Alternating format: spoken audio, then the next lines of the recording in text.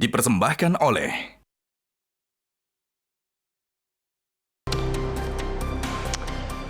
Empat warga negara Indonesia yang 2 diantaranya berasal dari kota Binjai mengaku disiksa di tempat kerjanya di Kamboja. Keempatnya memohon agar pemerintah segera memulangkan mereka. Assalamualaikum warahmatullahi wabarakatuh. Kepada Bapak Wali Kota Binjai yang terhormat, Bapak Amir Hamzah dan Bapak Wakil Wali Kota Binjai Hasanul Jihadi. Pak, mohon bantu kami di sini. Kami warga Binjai yang saat ini kami terlantar di Kamboja, tepatnya di Phnom Penh. Pak, sudah 3 hari kami nggak makan. Pak, kami disiksa di tempat kerja kami, Pak. Kami nggak ada pegang uang sama sekali, Pak. Untuk makan aja kami udah nggak bisa, Pak. Mohon, Pak, bantuannya, Pak, untuk kami bisa pulang lagi ke kota Binjai kami yang tercinta, Pak. Assalamualaikum warahmatullahi wabarakatuh. Video ini tersebar di WhatsApp 28 April yang lalu yang menunjukkan 4 WNI meminta segera dipulangkan ke Indonesia. 2 diantaranya merupakan warga Binjai bernama Cikal Ramadan dan Taruna Bagaskara. Mereka mengaku terlantar dan mengalami penyiksaan hingga kehabisan uang di kota Phnom Penh, Kamboja. Tidak diketahui pekerjaan mereka selama di Kamboja, tapi di Kamboja marak kasus WNI bekerja sebagai admin judi online.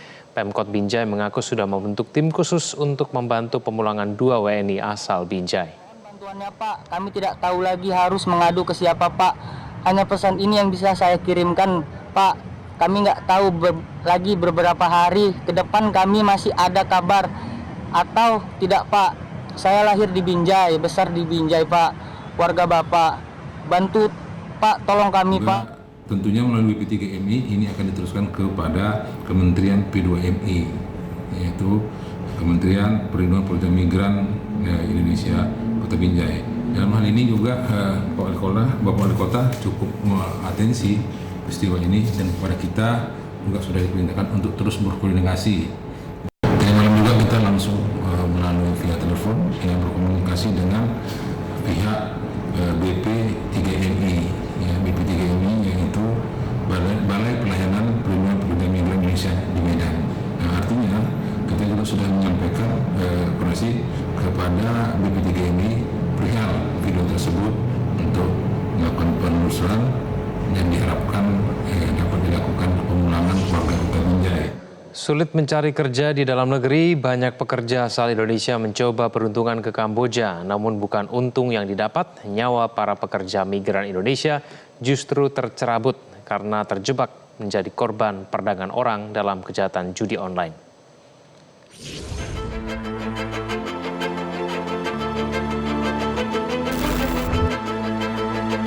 Dari rumah yang berada di sebuah gang di Banyuwangi, Jawa Timur ini, Rizal Sampurna berangkat ke Kamboja untuk bekerja pada Oktober 2024 lalu.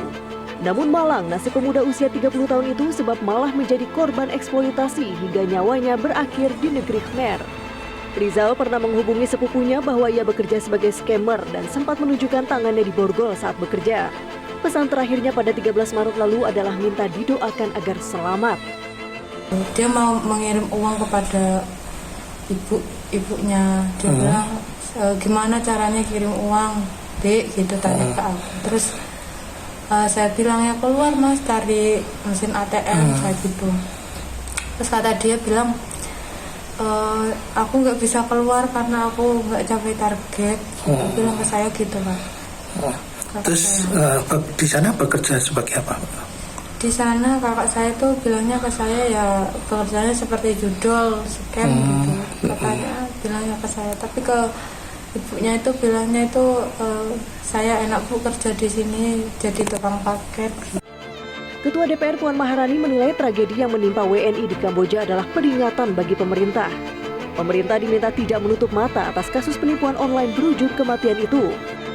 Menteri Pelindungan Pekerja Migran Indonesia Abdul Qadir Karding meminta kerjasama semua pihak untuk membongkar sindikat perdagangan orang. Kita harus melakukan pawai cyber karena mereka yang berangkat TPPO ini itu lewat online, orang-orang pinter. Jadi sekarang kami punya direktur cyber yang kerjasama nanti dengan Komdigi, dengan BSSN, dengan BIN, dengan kepolisian. Itu nanti akan menyisir kemungkinan berita hoax atau promosi-promosi yang tidak yang berbahaya. Yang ketiga, jaringan TPPO-nya harus dibongkar. Seorang mantan pekerja judul asal Binjai mengaku pernah bekerja di Kamboja dan menyebut banyak yang tergiur bekerja di Kamboja sebab penghasilannya besar, mencapai 14 juta rupiah per bulan. Namun di balik iming-iming itu ada risiko besar yang harus ditanggung sampai membuat para pekerja tidak tahan minta pulang. Sebagai admin judi online, para pekerja biasanya ditugaskan sebagai operator untuk melayani pemain baik dalam proses penarikan dana maupun saat memasang taruhan. Ada juga yang ditempatkan sebagai operator live chat. Sejauh ini pemerintah mengaku belum berniat menjalin kerjasama penempatan pekerja dengan Kamboja sebab ada sejumlah aspek yang tidak dipenuhi oleh Kamboja, utamanya terkait perlindungan pekerja. Mungkin ada tantangan-tantangan lain yang bisa dicoba daripada pergi ke Kamboja. Itu di sana bisnis dikuasai oleh gangster ya. Jadi susah juga karena judi online dipegang oleh mafia, penipuan online dipegang mafia. Kita untuk dealing juga susah, harus melewati polisi dan lain-lain untuk menengahi. Agak ribet. Strategi dengan Kamboja sudah Nggak pernah dan belum ada rencana sampai saat ini. Kenapa? Ya karena ya itu di sana kalau pemerintah mau membuat satu perjanjian dengan negara lain ada 3 parameternya. Yang pertama adalah di sana ada hukum yang bisa melindungi pekerja migran dengan baik. Lalu yang kedua, mereka punya jaminan mulai dari asuransi dan lain-lain. Dan yang ketiga yaitu jadi faktor utamanya adalah perlindungan. Kita belum melihat Kamboja sanggup memenuhi kriteria ini. Tim Liputan Metro TV. Desakan ekonomi dinilai menjadi faktor utama para pekerja asal Indonesia bekerja ke luar negeri, utamanya Kamboja, meski harus bertaruh nyawa. Hal ini juga dinilai tidak terlepas dari maraknya kasus judi online jaringan Kamboja di Indonesia yang berdampak pada banyaknya warga Indonesia yang bekerja di sana. Kami akan membahasnya bersama dengan Sultan Morris, adik dari Cikal Ramadan, salah satu WNI di Kamboja asal Binjai yang mengaku disiksa pada saat bekerja dan saat ini meminta untuk dipulangkan, serta Dirjen Pelindungan Kementerian P2MI, Rinardi. Pak Rinardi, Mas Sultan, selamat malam. Selamat malam. Selamat malam. Ya, terima kasih atas waktunya. Saya ke Mas Sultan dulu ya. Mas Sultan, komunikasi terakhir dengan Cikal itu kapan dan apa yang disampaikan oleh Cikal kepada keluarga? Sampai sekarang masih bisa berkabar, Pak. Oke, jadi bisa komunikasi setiap saat begitu ya, Mas Sultan ya? Oke, sampai kondisinya sekarang masih bisa komunikasi, Pak. Oke, kondisinya bagaimana? Alhamdulillah baik-baik aja, Pak, karena udah juga kan buat laporan kan tadi siang ke KBRI juga dibantu. Jadi Cikal ini sudah bisa segera pulang ke Indonesia atau bagaimana? Belum tahu kalau itunya, Pak. Kalau pulang ke Indonesia itu belum tahu, Pak. Oke, jadi dari pihak keluarga taunya proses pemulangan Cikal itu sudah sampai di mana prosesnya, Mas Sultan? Dia masih di sana, Pak, masih di Phnom tadi. Oke, jadi masih belum jelas begitu ya, kapan pulang ke Indonesia begitu ya? Belum, Pak, belum, Pak.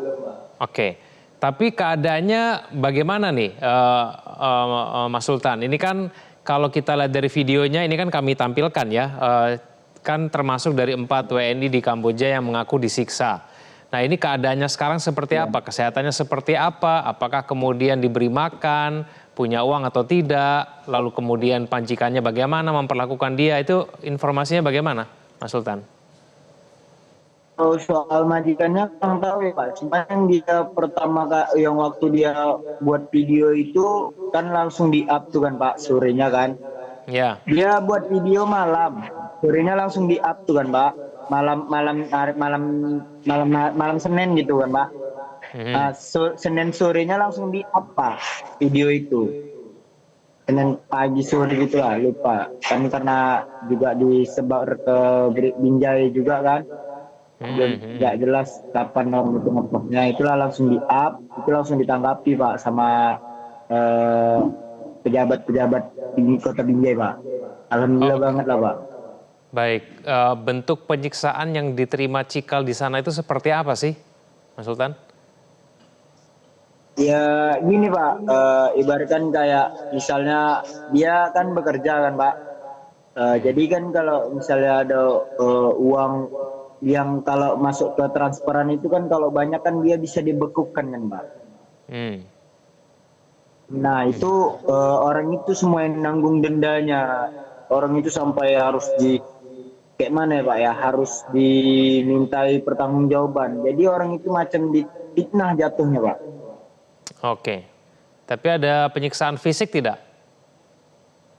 Oh kalau fisik nggak ada Pak, kalau fisik nggak ada. Cuman itu aja ditekan ya Pak. Jadi jatuhnya ditekan, tekanan batin gitu loh Pak. Oke. Cikal ini kerja sebagai apa di Kamboja? Scammer Pak, dia Pak. Oke, itu bagaimana itu kok bisa jadi scammer itu awal ceritanya bagaimana? Kapan berangkat ke Kamboja dan kemudian jadi scammer itu bagaimana Mas Sultan? Dia kagak ada bilang mau ke sana Pak, dia mau ke Kamboja dia kagak ada bilang. Cuman dia bilangnya waktu dia mau pergi itu ditanyalah sama nenek, sama paman kan, sama juga. Dia bilang dia mau ke Malaysia Pak. Dibilang ke Malaysia. Selang 3 hari kemudian dia udah sampai di Kamboja Pak. Oke. Apakah Cikal ini juga ditipu begitu? Apakah memang dari awal memang dijanjikan bekerja sebagai scammer atau baru tahu mau kerja di scammer pada saat sampai Kamboja? Atau gimana? Baru sampai Kamboja baru tahu dia sampai Kamboja dia scammer Pak. Oke. Jadi dia sudah berada di Kamboja sejak kapan? Kapan dia berangkat meninggalkan Indonesia? Tanggal 20 bulan 12 2024 Pak. Dia pergi ke sana Pak. Oke, dari tahun 2024 ya. Baik, saya ke Pak Rinardi. Pak Rinardi, dari deteksi dari Kementerian sendiri, ada berapa banyak warga negara Indonesia yang mungkin saja bernasib sama seperti Cikal Ramadan? Baik, terima kasih Mas Kevin. Jadi pertama-tama tentunya kita turut prihatin ini dengan apa yang terjadi dengan warga kita, khususnya dari Kota Binjai ya. Jadi kasus seperti ini memang marak sekali sebenarnya sejak tahun 2021 ya, lebih parahnya lagi 2023 ke sini. Nah kalau kita lihat dari jumlah total PMI yang menjadi korban TPPO di Kamboja itu, berdasarkan data yang kami miliki triwulan 1 tahun 2025 itu, dari data yang kami terima dari KBRI Phnom Penh, itu jumlah kasus khusus yang berkaitan dengan kejahatan online scam atau penipuan daring itu dikategorikan sebagai bentuk tindak pidana perdagangan orang mencapai 1.112 kasus. Nah, kasus-kasus ini tentunya melibatkan para pekerja migran kita yang menjadi korban eksploitasi kerja paksa, penyekapan hingga ancaman kekerasan dalam sindikat cyberkriminal.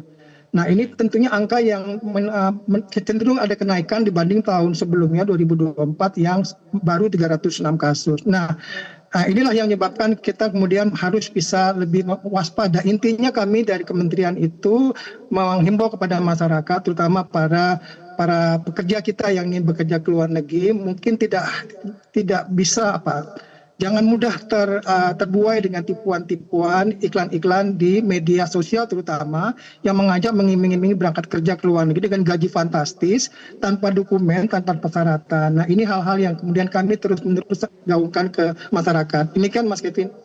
Iya, Pak Rinardi, dari pihak keluarga Cikal ini seperti Mas Sultan tadi belum ada kejelasan kapan Cikal kemudian bisa pulang ke Indonesia. Bisa tidak dari kementerian menjanjikan ini proses pemulangan Cikal ini seperti apa, sudah sampai di mana dan kira-kira kapan sampai Indonesia? Oke, baik Mas Kevin, tentunya keluarga Cikal dan para pemirsa semuanya. Jadi dalam menanggapi permintaan pemulangan 4 warga negara Indonesia yang tadi sudah kita lihat sama-sama videonya yang viral ya. Kami di Kementerian Pekerjaan Migran Indonesia telah mengambil tentunya langkah-langkah konkret dan menunjukkan komitmen serius dalam menangani kasus ini. Nah, kami telah berkoordinasi dan bersurat secara resmi kepada kedutaan besar kita di Phnom Penh untuk memastikan proses pemulangan berjalan sesuai prosedur dan hak-hak para warga negara kita terpenuhi. Namun perlu juga masyarakat ketahui, proses deportasi oleh imigrasi Kamboja umumnya memerlukan waktu antara 2 sampai 4 bulan. Termasuk 2 kali proses wawancara sebelum persetujuan penghapusan denda overstay. Karena teman-teman ini mau tidak mau kita harus mengatakan mereka datang itu dalam proses sebagai statusnya adalah kunjungan wisata, bukan menggunakan visa kerja. Sampai di sana kemudian mereka itu overstay. Nah inilah yang kemudian masih dilakukan penyelidikan lebih lanjut oleh pihak otoritas di Kamboja. Nah selama proses ini para pekerja kita itu tidak ditahan oleh pihak imigrasi Kamboja. Namun mereka harus menanggung sendiri kebutuhan akomodasi dan logistiknya secara mandiri. Nah, tapi meskipun demikian Mas Kevin dan Bapak Ibu sekalian, para pemirsa, dalam menghadapi tantangan yang administratif dan prosedural ini, kami di Kementerian Pekerjaan Migran Indonesia tetap berkomitmen untuk memberikan dukungan dan perlindungan kepada para warga negara kita. Langkah-langkah yang kami ambil tentunya mencerminkan kepedulian dan tanggung jawab Kementerian Pekerjaan Migran Indonesia dalam memastikan keselamatan dan kesejahteraan para pekerja migran kita di luar negeri. Demikian Mas Kevin. Baik, apa yang kemudian membuatnya menjadi lama sekali Pak Rinardi? Ini kan maksimal 4 bulan begitu ya? Ini bisa dipulangkan ya? Ya, jadi proses yang dilakukan ini adalah kami sebenarnya kalau dari sisi kewenangan hanya berwenang di dalam negeri sesuai dengan Undang-Undang 18 tahun 2017. Untuk kewenangan yang ada di luar negeri itu ada di bawah perwakilan kita, baik itu KBRI maupun KJRI, tentunya di bawah koordinasi Kementerian Luar Negeri. Nah, mereka lah yang melakukan pendekatan kepada otoritas, apakah itu pihak imigrasi, pihak kepolisian, pihak kejaksaan di sana, pihak pemerintahan di sana. Nah, proses itu tentunya adalah proses yang butuh waktu. Pihak KBRI kita melakukan pendekatan dan koordinasi untuk bisa memulangkan warga kita. Nah, kemudian dari hasil pemulangan itulah kemudian kalau sudah ada kesepakatan kapan dipulangkan, pihak KBRI akan menyampaikan laporannya atau menyampaikan informasi berupa surat ya, namanya brafak kepada kami salah satunya. Dan situlah kami akan baru tahu kapan mereka akan dipulangkan. Demikian gitu, Mas Kevin. Ya, Pak Rinardi, untuk data kami saja, Pak, ini untuk korban TPPO yang diduga berasal di Kamboja itu ada datanya tidak? Ya, tadi yang saya sampaikan pertama tadi bahwa untuk sampai dengan triwulan pertama 2025 itu ada kurang lebih 1.112 kasus ya. Itu masuk dengan kategori kasus khusus karena ini termasuk dalam kejahatan online, scam atau penipuan daring. Totalnya sampai dengan akhir Maret 2025 ada 1.112 kasus. Ini kan Mas Kevin. Baik. Baik, Pak Rinardi, kalau melihat mengenai 1.100 sekian itu kemudian yang berangkat menggunakan visa wisatawan, lalu kemudian saat ini mereka mengalami penyiksaan begitu ataupun diperlakukan tidak baik begitu, lalu kemana mereka bisa mendapatkan perlindungan keamanan itu sambil menunggu proses pemulangan? Apa yang kemudian para pekerja ini bisa lakukan dengan status mereka seperti itu, Pak Rinardi?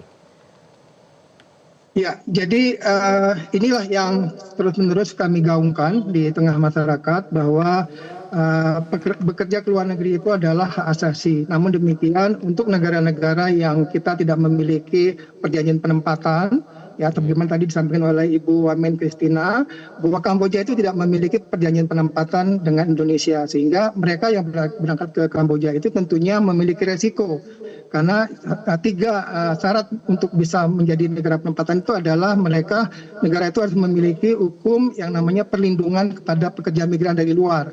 Kedua ada perjanjian dan ketiga adalah perlindungan terkait dengan kesehatan termasuk perlindungan asuransi dan sebagainya.